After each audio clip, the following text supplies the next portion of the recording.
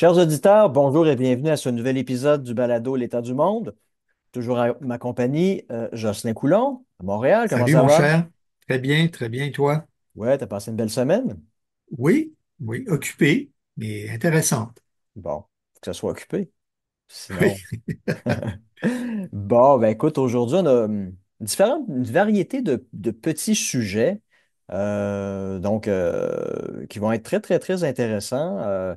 On va discuter un petit peu de politique canadienne, on va revenir sur la question en Ukraine, on va discuter d'Europe, de constitution européenne, on va faire un petit détour par la Palestine et Israël. Donc, sur ça, ben, écoutez, restez avec nous. On en a pour à peu près une 45 minutes pour discuter de tout ça. Donc, le premier sujet que je voulais aborder avec vous cette semaine, c'est un retour sur, évidemment, la guerre en Ukraine. Euh, Ce qui a été annoncé il y a quelques jours, c'est assez troublant parce que le gouvernement allemand a annoncé la livraison de missiles Taurus à l'Ukraine. Puis ça, c'est des missiles à moyenne portée qui permettraient à l'Ukraine de pouvoir frapper comme on dit, en profondeur dans le territoire russe. Et ça c'est pas passé inaperçu à Moscou. Les gens qui ont suivi un petit peu la question se sont rendus compte que tant Vladimir Poutine que Sergei Lavrov, son ministre des Affaires étrangères, et différents porte-parole du Kremlin, mais aussi des commentateurs politiques russes, ont tout dit que ça serait considéré de la part de la Russie comme un acte de guerre, de la part des pays européens qui donneraient à l'Ukraine ces missiles-là, puis leur donneraient aussi, leur fourniraient la logistique aussi pour pouvoir les lancer contre la Russie. Je dis troublant parce que quelques jours après l'élection présidentielle de novembre dernier, vous vous en souviendrez peut-être, Joe Biden avait donné la permission aux forces armées ukrainiennes de pouvoir utiliser des missiles à moyenne portée pour pouvoir frapper en profondeur dans le territoire russe, ce que les Ukrainiens ont fait. Et à l'époque, quand c'était déjà discuté, déjà à partir du mois d'août, du mois de septembre, du mois d'octobre, Vladimir Poutine, on lui avait posé la question et il avait dit que si l'Ukraine utilisait des missiles comme ça pour frapper dans le territoire russe, ça serait pas ça ne resterait pas sans réponse. Et ça a Mhm, effectivement été le cas. Je pense que 24 heures après que les Ukrainiens aient utilisé ces missiles-là en novembre, la Russie a utilisé pour la première fois dans une zone de combat son fameux missile Oreshnik, qui est un missile hypersonique qui voyage à 12 fois la vitesse du son. Donc, Mach 12, c'est un système que les missiles antidéfense occidentaux ne peuvent pas intercepter parce que le Oreshnik vole trop vite. Puis ça peut porter jusqu'à 6 ogives nucléaires. Donc, évidemment, lorsque la Russie a utilisé ce missile-là en Ukraine, ils ont remplacé les ogives nucléaires par des têtes conventionnelles. Et immédiatement, les États-Unis ont compris le message et ils avaient retiré à l'Ukraine la permission, le droit de pouvoir utiliser des mhm, missiles à moyenne portée. Donc, ce qu'on peut retenir de ça, c'est que la Russie a tendance à faire ce qu'elle dit. Donc, les, mhm, me- les menaces, ce pas des menaces en l'air, elles se concrétisent et se concrétisent toujours rapidement. Et là, les mêmes menaces ont été dites de la part du Kremlin, comme je l'ai dit. Si l'Ukraine utilise des missiles à moyenne portée allemands, et que l'Ukraine est en mesure de les lancer à cause de la logistique fournie par les forces armées allemandes, euh, l'Allemagne doit s'attendre à des répercussions, à des conséquences. Puis des commentateurs russes ont dit on va frapper Berlin. Bon, évidemment, si c'est le cas, ça ne sera pas ah avec oui, ça sera pas avec un ogive nucléaire, là, évidemment, ça va être avec des missiles, des têtes conventionnelles, mais il n'en reste pas moins que ce missile-là, s'il est lancé, c'est une question de minutes là, avant que ça atteigne le continent européen, puis ça ne peut pas être ouais, intercepté. Donc ça, je trouve que ça, c'est la grande question de la semaine. En tout cas, Zelensky a une rencontre avec le chancelier allemand il y a quelques jours. Ils se sont embrassés, serrés dans leurs bras. Et puis, tout porte à croire que les Ukrainiens et les Allemands vont aller de l'avant avec des frappes comme ça, qui, encore une fois, resteront pas sans réponse. Et là, ça pose la question, si la Russie frappe le territoire allemand, est-ce que l'Allemagne va dire que c'est un casus belli, c'est une mhm, déclaration de guerre? Est-ce que l'Allemagne va demander à l'OTAN d'appliquer l'article 5, donc que tous les pays membres de l'OTAN en viennent à considérer là, entrer en guerre directement contre la Russie. Bon, qu'est-ce que les Américains diraient à une demande Ouais. comme celle-là? On peut douter qu'ils décident de se mêler d'un troisième conflit européen en l'espace de presque d'un peu plus de 100 ans. Probablement que les États-Unis refuseraient là, d'embarquer dans ce jeu-là et puis Mhm. ferait plutôt le jeu de l'isolationnisme. Si c'est le cas, on sait qu'il y a une seule puissance européenne qui est indépendante en matière de recours à l'arme nucléaire, c'est la France. Est-ce que les Allemands demanderaient à la France de répliquer contre la Russie, eux aussi avec des missiles pouvant porter ou non des ogives nucléaires? Là, c'est une question qui est extrêmement Ouais. sérieuse. Donc, deux Ça, c'est scénarios. l'escalade, là. Et donc, deux scénarios, là, c'est l'escalade. Puis l'escalade comme ça, ben, ça ne s'arrête pas, puis ça peut mener aux décisions les plus funestes, ou peut-être que les gens en Europe, là, à partir de ce moment-là, réaliseraient, oups, là, on commence à être touché. La guerre Ouais. commence à nous affecter directement, pas juste à notre portefeuille avec la hausse des prix du gaz ou du carburant, là, mais là, notre territoire est frappé. On a des gens, juste imaginez, c'est une base militaire allemande qui est frappée. On a des centaines de militaires allemands qui ont été tués dans cette frappe-là. Comme on dit en français, là, ça serait plus drôle, là. Puis là, Ouais. peut-être qu'il y Est-ce- aurait une réaction de la part de l'opinion publique européenne qui dirait, là, bon, là, on a franchi, nos politiciens ont franchi une ligne rouge, et là, clairement, là, on n'est pas prêt, là. Mhm. Psychologiquement, militairement parlant aussi, on n'est juste pas prêt, là, à se lancer dans un jeu d'escalade comme ça qui peut nous mener à un conflit direct avec la Russie. Donc, c'est peut-être une décision qui pourrait accélérer, là, le cours des négociations pour un cessez-le-feu, parce que quand j'en avais parlé il y a quelques semaines dans un autre épisode, c'était le général François Lecointre, ancien chef Ouais. d'état-major de l'armée française, qui donnait une entrevue justement par rapport à un livre qu'il a écrit très récemment. Et puis on lui posait la question, est-ce que la France, est-ce que les Français sont prêts à faire la guerre? Puis sa réponse était non, on n'est pas prêt. Mhm. Donc, militairement parlant, on n'a pas l'équipement, on n'a pas le manpower, le nombre de soldats suffisant pour se lancer dans une guerre là, conventionnelle à grande portée contre un autre pays comme la Russie, d'une part, mais d'autre part, psychologiquement, on n'est pas prêt. Cette Mhm. culture du sacrifice, mourir pour la patrie, là, c'est complètement disparu, ça, de la psyché collective française, pas juste française, là, mais de plusieurs autres pays aussi. Donc, il dit, on n'est Surtout pas prêt. que, Et la guerre, ça implique justement non seulement des investissements pour acheter de l'équipement puis avoir plus de soldats, mais c'est aussi une espèce de rebrassage là, des neurones, puis de se réorienter dans un mode de pensée où on se dit, bon, Mhm. ben, mourir, c'est normal. Et puis, il y a quelque chose de noble à mourir pour la patrie. Puis, et la patrie aussi, ça signifie quelque chose. Il dit, on n'en est mais, pas là, là.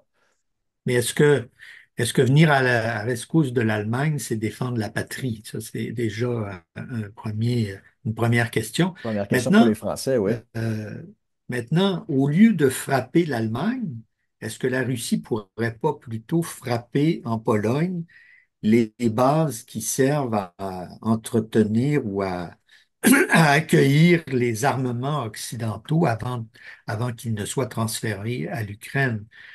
Ça, je ne sais pas si ça changerait grand-chose dans la perception européenne, mais ça rendrait peut-être le danger moins évident pour certains. En tout cas, là, Oui. on est dans des scénarios futuristes un peu. Ouais. Mais encore une fois, comme je disais, la Russie a tendance à faire ce Oui, qu'elle dit. Et mais puis, le missile Taurus n'a pas été lancé encore. non, pas encore. Donc, Mais en tout cas, là, à l'heure où on se parle, la volonté d'en livrer à l'Ukraine et de permettre à l'Ukraine de les utiliser semble être là. Donc, il y a vraiment en tout cas, Merz, le chancelier allemand, il a l'air d'être dans une espèce de compétition entre les chefs d'État, les chefs de gouvernement, les chefs d'État européens, qui est le plus vote-en-guerre. Une espèce de ouais. compétition un peu malsaine entre Keir Starmer, Emmanuel Macron, puis Merz. Mais c'est vraiment, là, les Européens sont en train de jouer avec le feu en s'imaginant que la Russie ne fait que des menaces en l'air. Et Mm. puis, si le passé est garant de l'avenir, la Russie ne se laissera pas faire. Puis la population russe risquerait de l'accepter aussi parce que On sort des célébrations du 9000, 80e anniversaire de la fin de la Seconde Guerre mondiale, puis qu'on le veuille ou non, pour les Russes, le territoire russe, c'est sacré. Oui. Et y toucher, c'est inacceptable et c'est quelque chose Oui. qui pourrait galvaniser là, l'esprit patriotique parce que eux, de leur côté, l'esprit patriotique et mourir pour la patrie, c'est une notion qui est Ça veut dire quelque davantage, chose. c'est ça, Oui. c'est davantage développé que ça peut l'être en Allemagne ou en France. Donc, Et je là, pense, il y aura peut-être des négociations lundi, là. Alors, ouais, je ne sais pas si ça va calmer les choses, mais on verra. Mais c'est avec oui. qui? Avec des seconds violons? Alors ça, on ne le sait pas. Au moment où on enregistre, il y a une discussion à savoir si il y aura des délégations, chacun demandant quelque chose. On s'aperçoit que les deux parties créent constamment des obstacles en posant des préconditions à leur participation à une négociation. Mais bon, la diplomatie turque a l'air de dire il y a un espace et il y a une possibilité que lundi, il y ait deux délégations qui se rencontrent à Istanbul. De quel niveau? Ben, ça, on Ouais. le verra à ce moment-là. On verra. En tout cas, la dernière rencontre, on en avait discuté, je crois, la semaine dernière. S'étaient entendus, l'Ukraine et la Russie s'étaient entendus pour libérer 1000 prisonniers de guerre. Bon, Ouais. ça s'est fait. On a vu des images des prisonniers ukrainiens qui ont été, qui ont été réunis avec leurs familles. Donc, en tout cas, à ce niveau-là, à des Il y a, je dis des, oui et non, des tout petits niveaux, comme je disais, c'est pour des gens dont le mari, le fils est prisonnier de guerre depuis 3 ans. C'est loin d'être quelque chose c'est important. d'insignifiant, c'est très important. Mais pour le règlement du conflit, bon, on est encore Alors, il y loin de avait un ça, là. autre aspect, il y avait un autre aspect, c'est que chacun des belligérants devait rédiger un mémorandum avec les éléments qui lui apparaissent importants pour commencer une négociation. Les Ukrainiens ont déjà envoyé 22 éléments au gouvernement américain. Les Russes se font attendre. En fait, ils disent qu'ils vont révéler leur liste lundi lors de la négociation, ce qui ne plaît pas aux Ukrainiens qui disent qu'il n'est pas question qu'ils y aillent s'ils ne voient pas la liste. Bon, en tout cas, le week-end va C'est ça. peut-être éclaircir tout ça. C'est ça. Ce que tu nous disais sur les 50 négociations de la guerre du Vietnam, Ben oui, on est rendu un peu à l'équivalent du stade où on s'obstine si la table doit être carrée ou ronde, là. voilà, voilà, tout D'accord. simplement. Bon, ben écoute, parle-nous on va faire un saut au Proche-Orient. Parle-nous de la Palestine. Oui, alors on peut dire que cette semaine, pardonnez-moi, on peut dire que cette semaine, il y a eu quelques développements du côté palestinien parce que, évidemment, l'horreur des massacres de Palestiniens tous les jours commence à choquer de plus en plus l'opinion publique et surtout les dirigeants occidentaux qui sont restés longtemps silencieux là-dessus. On dit même que le président Trump en a assez de Netanyahou. Alors, d'abord, on a eu il y a 2 semaines la déclaration en tripartite Canada, Royaume-Uni, France sur la dernière incursion militaire, les trois pays demandant à ce que l'intervention militaire cesse immédiatement, ce qui n'est pas arrivé, bien entendu, et que les secours soient acheminés le plus rapidement possible. Et surtout, il y avait une petite phrase disant on va pas rester les bras croisés devant ce qui arrive. En tout cas, là, depuis 2 semaines, il reste les bras croisés. Le temps sans doute que Netanyahou et son gouvernement s'entendent sur peut-être une nouvelle stratégie face à ce qui se passe à Gaza, d'autant plus que deux anciens premiers ministres israéliens se sont exprimés au cours de la dernière semaine. D'abord, Ehud Barak, qui avait négocié avec Arafat en 2000 à Camp David aux États-Unis, un accord qui malheureusement n'a pas pu être appliqué. Et donc, Ehud Barak qui dit ce qui arrive à Gaza ne fonctionne pas. Netanyahou est dans une fuite en avant. Il a peur évidemment de la responsabilité qui lui incombe de justifier qu'est-ce qui est arrivé le 7 octobre 2023 parce qu'on le blâme de ne pas avoir été aux aguets et que, évidemment, euh, au moment où la guerre s'arrêterait à Gaza, les commissions d'enquête commenceraient à s'intéresser à ce qui s'est passé. Et en plus, Netanyahou est sous le coup de toutes sortes d'enquêtes pour corruption. Ouais. Donc, peut-être que son avenir politique est terminé. Il aura été Premier ministre pendant presque 16 ans. Je pense que c'est un record pour l'État d'Israël. Et un deuxième Premier ministre, Ehud Olmert, pense, lui, que Netanyahou d'abord préside à un gouvernement de criminels. C'est le terme qu'il emploie dans une entrevue, dans un papier qu'il a publié dans le quotidien Haaretz, et que le massacre, et c'est les mots qu'il emploie, le massacre dans Gaza fait en sorte qu'Israël sera accusé de crimes de guerre. Donc, on voit que la pression monte politiquement sur Netanyahou. On verra si dans les prochains jours, ça va donner quelque chose, puisque en ce moment, euh, Israël a accepté un plan de cessez-le-feu temporaire que les Américains ont proposé. Il reste maintenant au Hamas à l'étudier et à l'accepter.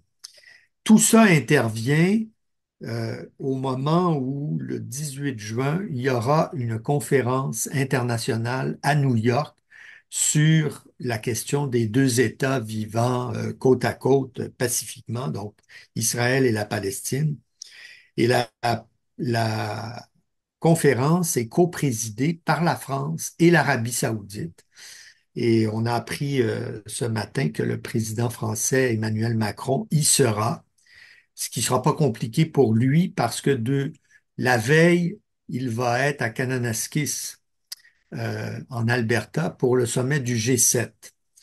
Et on se demande si au G7, la question de Gaza va être soulevée. On imagine que oui, mais, mais ça risque de provoquer des tensions avec les États-Unis, d'autant plus que si Donald Trump est présent, évidemment, il y aura les tensions euh, habituelles C'est ce que avec j'allais le dire. personnage, mais aussi la question des tarifs douaniers et certainement d'autres questions internationales. Donc, s'il faut rajouter en plus Gaza, ça pourrait faire monter la tension entre les sept grandes puissances industrielles.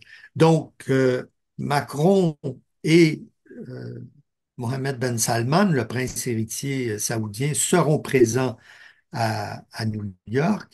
Et un des éléments qui sera discuté à ce moment-là, c'est la reconnaissance de l'État palestinien par plusieurs pays occidentaux, Dont la France. euh, dont la France. En ce moment, sur 193 pays membres des Nations Unies, il y en a 148 qui ont reconnu la Palestine. Donc, il en reste plus beaucoup là, qui ne sont pas, n'ont pas posé ce geste. Et Macron travaille à convaincre un certain nombre de pays occidentaux, particulièrement les Européens, mais aussi les Canadiens et les Australiens, de poser le geste de la reconnaissance.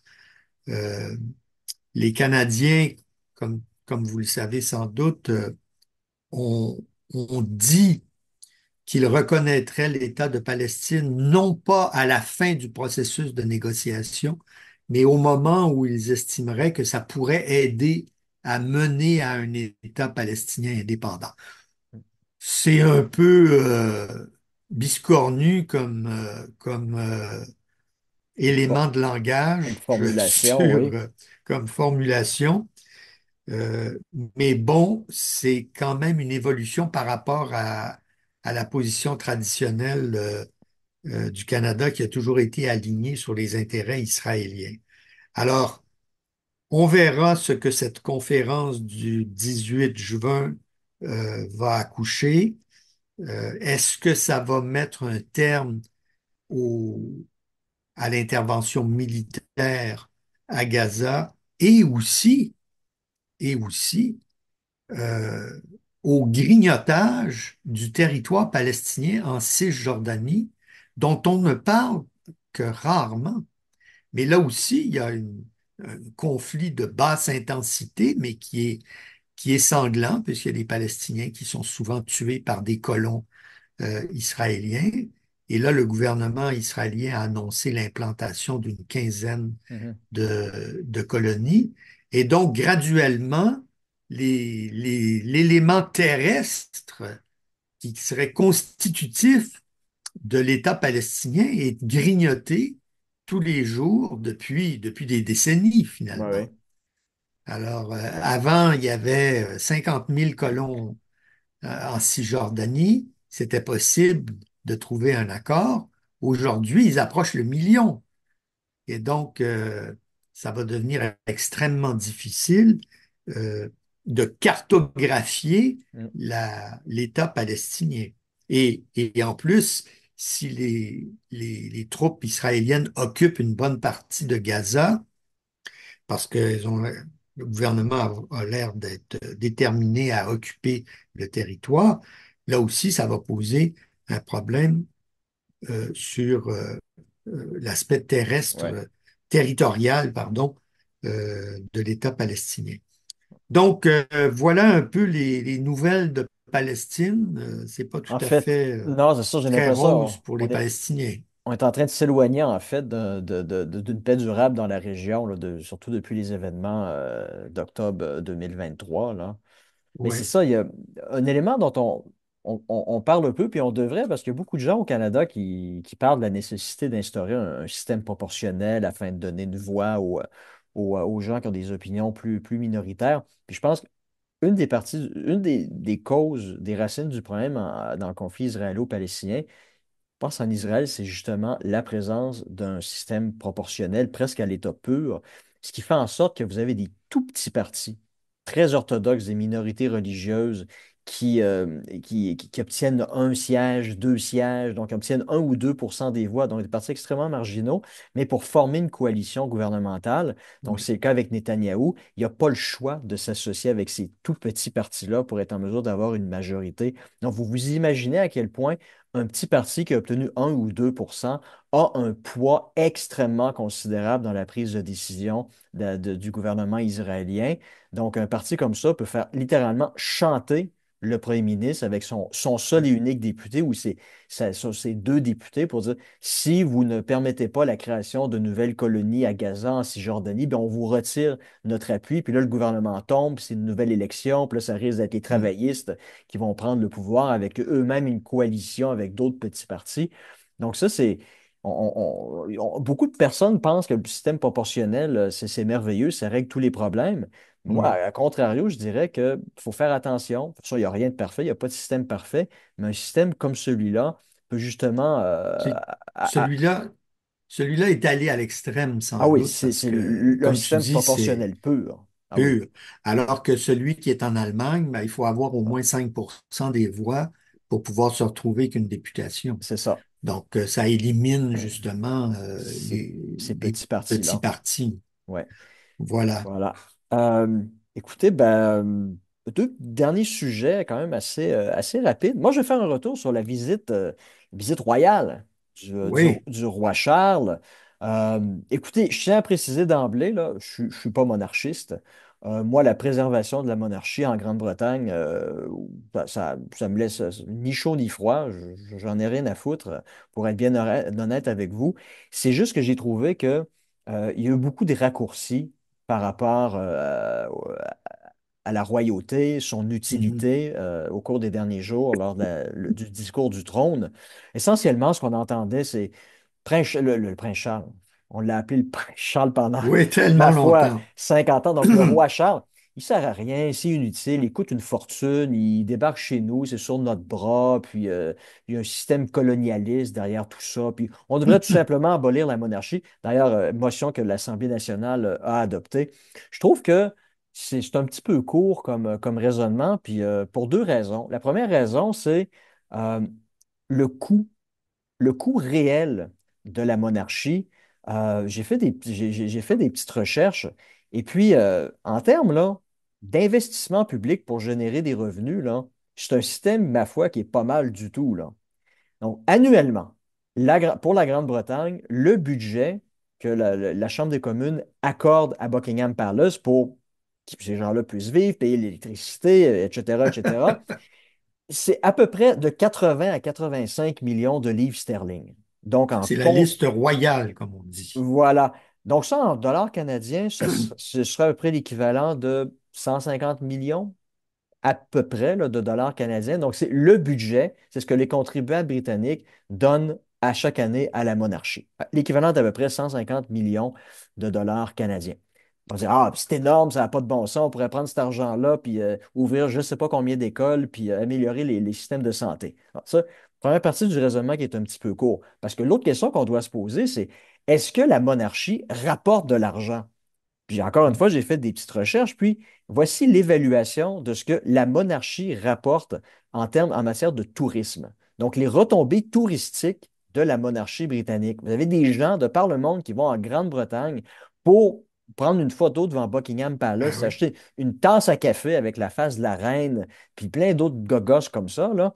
Ben, il est estimé que, en termes de tourisme, la royauté rapporte 1,7 milliard de livres sterling à chaque année. Donc, à peu près 3 millions de dollars. Donc, De 3 milliards. 3 milliards de dollars. Donc, à quelque part, le gouvernement britannique investit plus ou moins l'équivalent, encore une fois, en dollars canadiens de 150 millions et ça rapporte en retombées touristiques l'équivalent de 3 milliards de dollars. En tout cas, moi, je trouve que c'est un assez bon investissement, puis qu'on soit monarchiste ou non, simple calcul d'efficacité économique, là, c'est un bon système.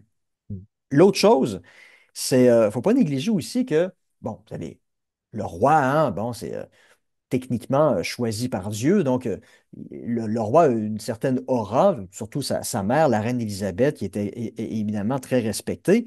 Donc, le roi Charles, lorsqu'il était prince de Galles, a aussi utilisé sa notoriété pour mettre en place une fondation, donc ça s'appelle la fondation du prince de Galles, qui allait chercher de l'argent à gauche et à droite de différents contributeurs. Et avec cet argent-là, ben, ils aidaient les personnes dans le besoin.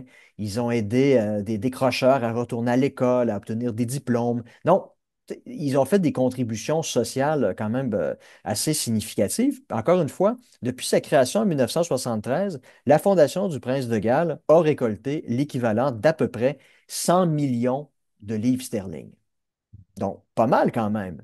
Donc, à quelque Ouais. part, si vous vous dites, ah, ben, le roi, il fait rien, il inaugure les chrysanthèmes, il serre des mains, il va en voyage dans les pays du Commonwealth pour lire un discours qu'il n'a pas écrit lui-même, il est complètement inutile. Bon, vous pouvez avoir ce discours-là, mais si la personne utilise sa notoriété pour lever des fonds, puis en faire contribuer à la société, bon, ben, c'est une plus-value qui vient s'ajouter aux retombées économiques en matière de tourisme de la monarchie. Donc, premier élément, là, je trouve que Hmm. les gens ont manqué peut-être une bonne occasion de faire une petite recherche sur le sujet, puis d'avoir une position qui est un petit peu plus balancée que ce qu'on a entendu. Autre aspect, ben, si on veut abolir la monarchie, qu'on profite de la visite du roi pour dire il faut abolir la monarchie, ben, parfait, mais ayons un véritable débat sur la question. Utilisons cette opportunité-là pour véritablement débattre du fond de la chose. On abolit la monarchie, d'accord, mais on remplace ce système constitutionnel monarchique par quel autre système? Ben, Ouais. vous allez me dire une république, d'accord, mais qui va être le chef du pouvoir exécutif? Les gens vont dire, oh, ben, on n'est qu'à transférer les pouvoirs du roi, donc de sanction des projets de loi pour qu'ils deviennent loi, au premier ministre ou au juge en chef de la Cour suprême. Bon, ben oui, ça serait une option. Mais une autre option, ce serait, Pourquoi est-ce qu'on ne fait pas comme dans différents pays, comme la France, la Pologne, qui a des élections présidentielles le 1er juin, où on n'élit pas, la population n'est pas appelée à élire directement le président de la République. Et Hmm. comme la personne est élue, ben, la personne a une légitimité populaire pour prendre des décisions qui peuvent être bloquer des décisions du Parlement, prendre en charge la politique du pays en matière de politique étrangère. Donc, Hmm. c'est une chose de dire on abolit la monarchie, oui, mais on remplace ça par quoi? Puis je trouve que il y a eu un manque, on aurait pu profiter de cette visite-là pour dire oui, la monarchie, c'est un système qui ne fonctionne pas, qui est arriéré, qui, pour les contribuables canadiens, ne nous rapporte rien, contrairement aux contribuables britanniques. Point tout à fait valable. Maintenant, qu'est-ce qu'on pourrait mettre en place comme système alternatif? Un système qui permettrait de mettre davantage de contrepoids aux pouvoirs extrêmement importants qui sont actuellement entre les mains du premier ministre. Tu sais, il me semble que c'est le genre de discussion à quoi on se serait attendu si on voulait véritablement débattre de la question de la monarchie. Évidemment, ben ça implique de réouvrir la Constitution. Puis évidemment, si on décide de Boîte de réouvrir la Pandore. Constitution, exactement, vous allez avoir ben, l'Alberta, l'Ouest qui va vouloir peut-être renégocier le calcul de la péréquation, mettre ça dans la Constitution. Le Québec va vouloir aussi obtenir des garanties. Les peuples autochtones vont aussi être de la partie. Et là, c'est ça. Là, c'est Ça finit plus. tout le tralala, ça finit plus. Puis là, ça part sur des chires. Puis une fois on a perdu le contrôle de cette question-là, là, ben, c'est ça. Il y a plus de discussion Je peux pas qui. refermer ça. Non, c'est ça. Donc voilà. Nous, entre nous, on peut avoir Alors, ce genre de discussion-là. Pour les donc, politiciens, évidemment, c'est plus difficile, mais je pense que vraiment, là, je trouve que quand on parle de monarchie au Canada, là, le débat est pas très relevé, là.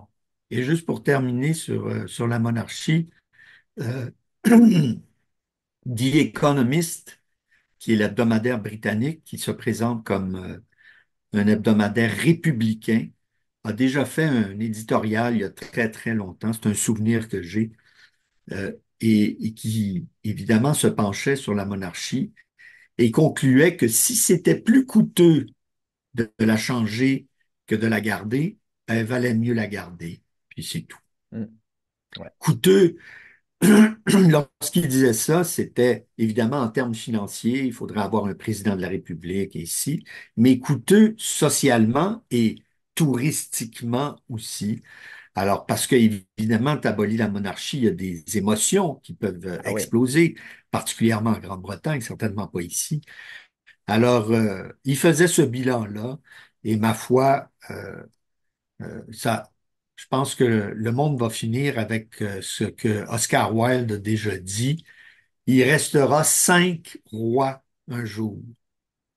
Le roi de pique, de trèfle, de carreau, de cœur et le roi d'Angleterre. Ouais, ouais. Bon, c'est ça, hein, il y a l'adage hein, en anglais, if it ain't broken, don't fix it. Si c'est pas Voilà. brisé, ça sert à rien d'essayer de le réparer. Bon, ben écoute, dernier sujet que je voulais aborder aujourd'hui. Il y a 20 ans de ça en Europe, il y a eu un référendum en France sur le projet de constitution européenne. Et puis, dans l'histoire de France, dans l'histoire de la Cinquième République, c'était la deuxième fois que les Français votaient non à un référendum. Donc, la première fois, c'était le référendum du général de Gaulle sur la régionalisation des pouvoirs en En 1969, 69, qui avait ouais. amené à sa démission. Donc, le référendum de 2005, c'était sur la création d'une constitution européenne. Donc, les Français ont été appelés à voter sur la question et ils ont voté non.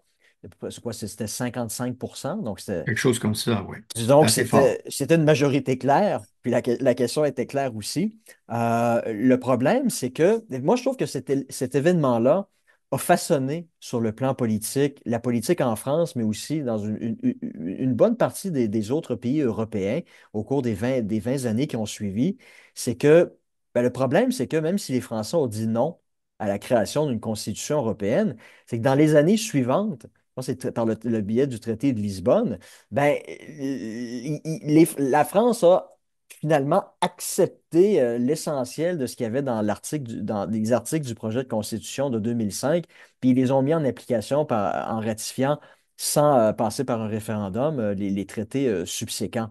Donc, ce qui a amené Michel Onfray, par exemple, le philosophe français, lui, ça l'a amené là, à rompre véritablement avec l'establishment, parce que lui, sa conclusion a été la suivante, c'est, écoutez, si vous demandez au peuple de voter sur une question, puis le peuple décide de voter pour l'option X, on s'attend à ce que le gouvernement mette en application l'option X. Voilà. Or, ce qui s'est produit, c'est qu'ils ont mis en application l'option Y. Ils ont carrément ignoré la volonté populaire. Puis, probablement, lui, il dit, ben, parce que les Français ont mal voté, ils savaient pas, ils connaissaient pas Ben vraiment oui. le fin fond de la chose. Donc, nous, les politiciens, les chefs d'État, de gouvernement, on sait ce qui est bon pour la France. Donc, on va ignorer la volonté populaire. Puis, on va quand même, malgré tout, mettre en place le système qui était prévu dans ce projet-là de 2005. Puis là, ce qu'on s'est rendu compte en France, c'est le pays européen dont on connaît on suit le plus au Québec, le débat politique qui jusque-là avait toujours été divisé autour de l'axe gauche-droite, Mm. c'est terminé, là. Tu sais, le parti traditionnel de gauche, le parti de gouvernement de gauche, le Parti socialiste, moi, je pose la question, ça existe encore, le Parti socialiste? Je veux Oui, dire, ils sont même en train de se choisir un chef en ce moment. bon, mais je veux dire, aux dernières élections présidentielles, leur candidat, c'était hey, Anne Hidalgo. Écou- Tu sais, je veux dire qu'on est en train de se dire, c'était qui déjà le candidat au présidentiel pour passer ça? Ouais, C'était Anne ouais, Hidalgo. Elle n'a même pas eu droit à son remboursement des dépenses. Elle n'a même pas eu 5%. Je pense qu'elle a ouais. eu 2-3%, quelque chose comme ça. Quelque chose comme ça. Ouais, L'élection précédente, c'était Benoît Hamon qui avait eu à peu près aux oui, alentours de 5%. Et puis le parti politique de droite traditionnel, gaulliste, le RPR qui a évolué en ouais. UMP, qui est maintenant les Républicains, leur candidate Valérie Pécresse aux dernières présidentielles, elle Une a même pas eu, dizaine. elle a même pas eu son 5%. Elle n'a pas eu son Ah cinq bon, pour cent. oui, tu as raison, tu as Elle, raison. elle a été obligée de prendre un prêt personnel pour pouvoir rembourser ses dépenses électorales. Donc, vous avez les partis qui, il y a 20 ans de ça, là, façonnaient la vie politique en France, à eux deux, là, correspondent à 10% Ouais, ils des ont voix. presque disparu. Ouais. Donc maintenant, le nouvel axe politique, c'est davantage autour d'une question pro-européenne et anti-européenne. Donc maintenant, le parti pro-européen, ben, c'est le macronisme, mais les partis anti-européens, des gens qui sont foncièrement anti-européens, toujours des anti-européens un peu plus soft qui voudraient revoir un peu la nature des traités, ben, vous avez le Rassemblement national, vous avez le parti Les des, insoumis. oui, ben vous avez à droite, vous avez aussi le parti d'Éric Zemmour, mais Ouais. à l'extrême gauche, vous avez la France insoumise. Mettez bout à bout ces gens-là, là, ça correspond à peu près 50% de l'électorat français, là. Ah Donc, oui. l'échec du projet référendaire de 2005 sur le projet de constitution européenne a complètement façonné au cours des 20 années qui ont suivi l'échiquier politique en Ouais. France, mais aussi dans d'autres pays en Europe, là. Il y a quelques semaines, on discutait des élections en Allemagne. Bon, ben, vous avez l'AfD Oui. Qui a doublé son score, et qui puis est à presque 20%. c'est ça. Et puis l'essentiel de son discours politique, ben, c'est ben, la fermeture des frontières, parce qu'avec l'Union européenne, on ouvre les frontières. C'est les vagues migratoires Mhm. qui peuvent déferler sur l'Europe. Donc, c'est le rejet d'un élément extrêmement important de ce qui correspond à l'identité européenne. Une des valeurs fondamentales de l'Europe, c'est l'ouverture des frontières. Donc, vous avez une part de plus en plus importante de l'électorat qui en vient appuyer les partis anti-européens qui sont à la marge considérés par plusieurs comme étant à l'extrême, hors de l'arc des arcs républicains, donc des partis qu'on doit de facto exclure de tout compromis politique. Donc vous avez cet élément-là. Puis d'autre part, j'ajouterais que l'Union européenne, ça a permis à des millions de personnes d'en profiter, d'obtenir des emplois, d'augmenter leurs Bien conditions sûr. de vie, Ouais. mais à contrario, ça a aussi nuit à des millions et des millions de personnes qui ont vu leur emploi disparaître, être transférés dans des pays d'Europe de l'Est, donc les dernières expansions de l'Union européenne. Tu sais, vous avez là où le Rassemblement national en France score le plus fort, c'est dans des régions qui étaient historiquement dominées par le Parti communiste français. Tu sais, Ouais. le Nord, Le Pas-de-Calais, Nord, ouais. c'était comme historiquement, c'était des régions qui étaient très, très, très à gauche, voire même à l'extrême gauche. Or, maintenant, c'est le Rassemblement national, avec son discours anti-européen, qui est en mesure de capter ce vote de frustration, de ressentiment à l'égard Mm. de l'Europe. Puis, il y a beaucoup d'Européens qui se disent c'est un projet qui se fait contre la volonté des peuples, contre la Ouais. volonté des Ouais. citoyens. Et puis, je pense que ce qui s'est passé il y a 20 ans, c'est un très bon exemple. Puis, peut-être qu'à cet égard-là, Michel Onfray, peut-être pas tard, là, Ouais. lorsqu'il a. C'est là qu'on voit comment une décision peut avoir des effets sur le moyen et le long terme. Parfois, on ne le voit pas immédiatement. On se dit, bon, ils ont rejeté la Constitution. 2 ans plus tard, on fabrique quelque chose et puis on la fait passer en douce au Parlement sans vraiment réfléchir aux conséquences de ça.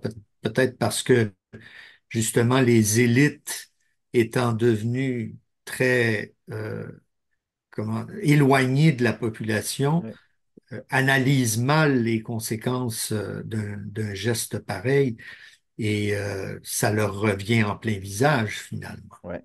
Puis c'est un mal qui peut pas être guéri, qu'on peut pas guérir ça avec un plaster, là. Non, ça va prendre Puis du temps, ça va c'est. prendre du temps. Mais c'est ça, c'est comme si. Ça, c'est un peu les. On revient un petit peu à la question plus globale là, tu sais, du Brexit ou la création d'entités multinationales, supranationales. Renvoie l'impression qu'une fois qu'on commence à construire ces entités-là, il n'y a plus de retour en arrière possible. Ouais, Donc, hein, les Britanniques ont voté pour le Brexit. L'Union européenne, tu sais, il y a des gens qui disent, ah, il faudra peut-être reprendre le vote parce que les gens ils se sont fait compter des menteries sur l'argent qu'on pourrait sauver pour le National Health Care, puis ils ont été induits en erreur. Donc, il y avait comme une volonté de dire, ouais, mais là, on ne peut pas briser ce qui a pris des décennies à construire. Puis là, ben, là finalement, il n'y a pas eu de retour en arrière, mais très bien. Donc, vous ne voulez pas faire un autre référendum. On va rendre cette séparation-là la plus dure, la plus difficile possible. Ça a été la réaction de l'Union européenne. ouais, Alors que ouais, sur le plan démocratique, la réaction normale aurait dû être, c'est renvoi de la Cour suprême de 98. Écoutez, on ne peut pas forcer des gens contre leur gré à vivre dans un pays ou à vivre dans une entité lorsqu'ils jugent que ben, ça ouais. ne fait plus leur affaire. On doit négocier de bonne foi, en respect de la volonté populaire. Mais donc, ça n'a pas du tout été la réaction des Ouais. élites politiques européennes lors du Brexit. Puis j'ai l'impression que beaucoup de politiciens européens disent, ah ben, c'est une fuite en avant, que la population veuille continuer à construire l'Union européenne ou non. Le prix à payer pour en sortir va être trop élevé de toute façon. Puis on a créé quelque chose de tellement complexe que de tout déconstruire, c'est trop compliqué. Donc, Mm. puis je pense que je me souviens à l'époque, je me souviens pas à l'époque, mais j'ai lu sur le sujet, le traité de Maastricht de 92, qui a vraiment enclenché la dynamique politique de l'Union Ouais, européenne. ouais. Ils sont sortis du cadre strictement économique pour entrer dans une dimension plus politique. C'était les arguments des opposants au traité de Maastricht qui disaient, attention, on est en train de construire quelque chose qu'on ne pourra pas déconstruire. Et puis, Mhm. graduellement, ça va se construire, puis la population va perdre son identité, mais va surtout perdre sa capacité à pouvoir avoir Ouais. voix au chapitre parce que de plus en plus de décisions vont être déléguées à des Ah oui, ils entités sont externalisés bureaucratiques. Et vers puis, Bruxelles. Ça voilà. c'est. Voilà, mon cher. Bon, ben écoutez, on est un petit peu pêle-mêle cette semaine, mais ça fait changement. Vous nous direz dans les Oui, commentaires voilà. ce que vous en avez pensé. Et puis, ben écoutez, sur ça, on vous souhaite une agréable semaine. Puis, ça va nous faire plaisir de vous revoir dimanche prochain pour un nouvel épisode. Alors, sur ça, bonne semaine. Au revoir.